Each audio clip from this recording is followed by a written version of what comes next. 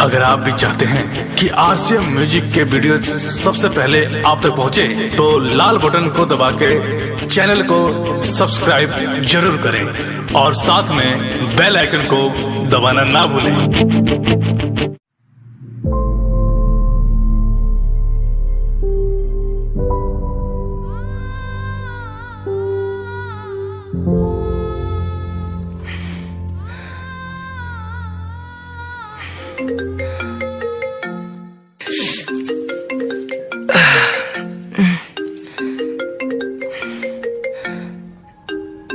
इतना रात के फोन कौन है? हेलो। हाँ भैया। कहा बोल सुमित, इतना रात की कॉल करा तारा? भैया भैया तू घरे आ जा। कुछ भइल बा का? ना भैया बस तू चल आवा। अच्छा ठीक बा।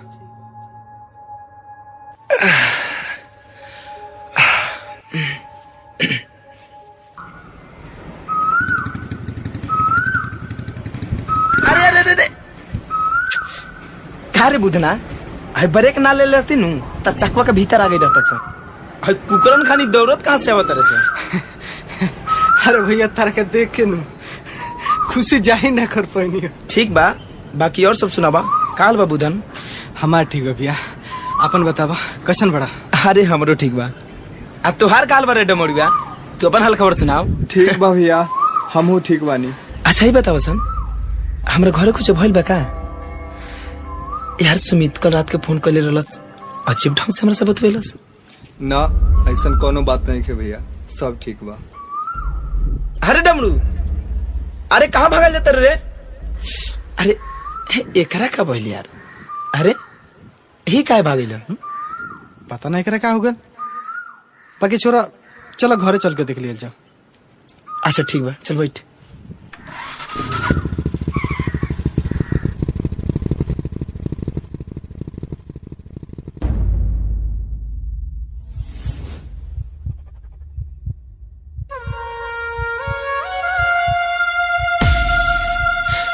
फुलवा, ए फुलवा, भूलत खाने किस रे? ए बाबूजी, माई कौन हमसे बात करे खाती? कहा नहीं क्यों बोलस रे? भोरे भोरे ओढ़ी के कुसुम रंग चादरिया, असुती के से जरिया। भोरे भोरे ओढ़ी के कुसुम रंग चादरिया, असुती के से जरिया। नजरिया हमसे काहे तेरे गुजरिया, नजरिया हमसे काहे तेरे गुजरिया। ओ माथे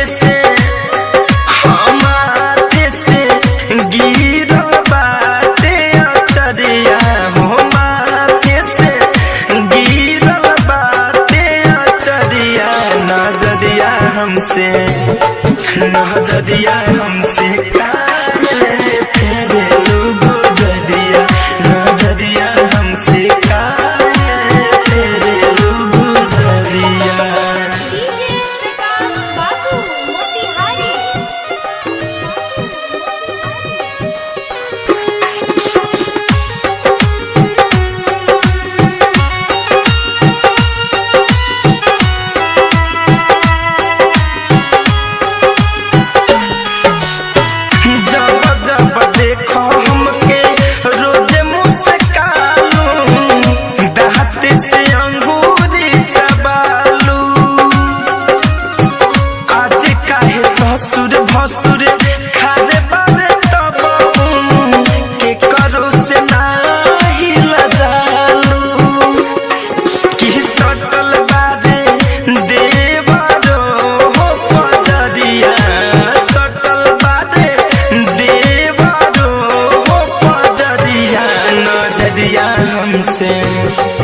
नजरिया हमसे काहे तेरे गुजरिया, नजरिया हमसे काहे तेरे गुजरिया।